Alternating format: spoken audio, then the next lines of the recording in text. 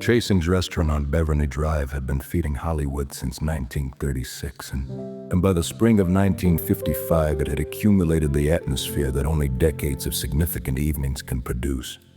Warm candlelit darkness, booths deep enough for privacy, the smell of good food and older money. The maitre led them to the corner booth reserved for occasions requiring discretion. The three of them settled in, Grace with her Oscar placed on a seat beside her like a quiet companion, Audrey slipping out of her coat with practiced ease, Gregory taking the seat that faced the room. The waiter took their order and withdrew. For a moment, none of them spoke.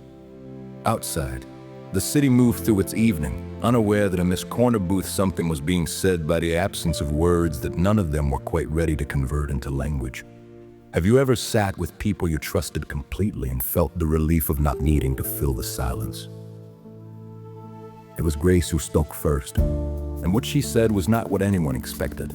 She said she had been thinking about Holland, about the tulip fields, the way they bloomed in spring across the Dutch countryside, visible for miles, color so concentrated it looked painted rather than grown. She looked at Audrey when she said it, and between them passed the recognition of two women who had both left something essential in Europe and arrived in Hollywood carrying a memory of it like a smooth stone in a pocket.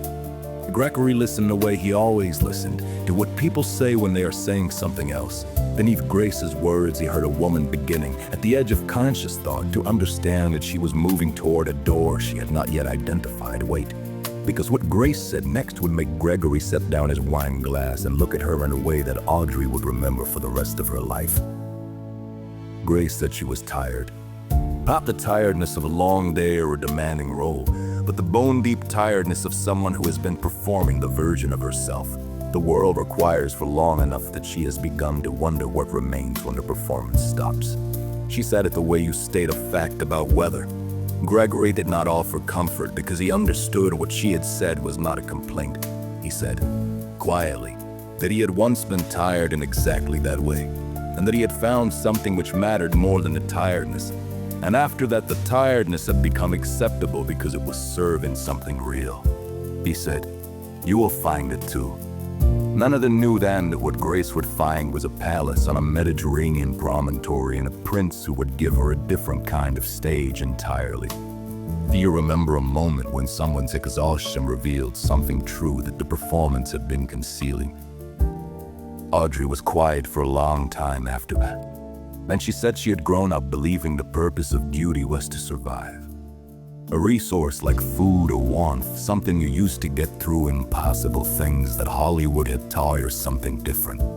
That beauty could also be a form of generosity.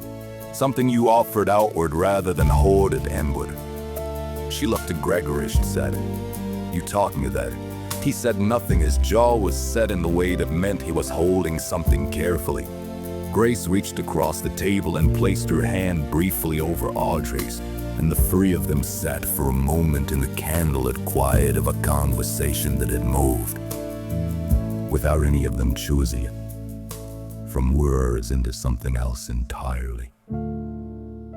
They stayed at Chasen's past midnight. They ate eventually, and talked about films and Europe, and the strangeness of being people whose faces were recognized everywhere while their actual selves remained essentially private. At one point, Gregory told a story about his truck driving days that made both women laugh until Audrey's eyes were bright with it. This is what Hollywood used to mean. Not just the ceremony, and the Oscar, and the red carpet, but the corner booth afterward. Three people being simply and completely themselves in a room small enough to hold it. Grace Kelly was Princess. Grace of Monaco. Within the year, Audrey Hepburn carried the memory of that evening quietly. The way she carried everything that mattered. Gregory Peck never spoke of it publicly. If you believe these moments deserve to be remembered, subscribe and stay with us. And in the comments, tell us, what is the most honest conversation you ever had? with someone you genuinely admire.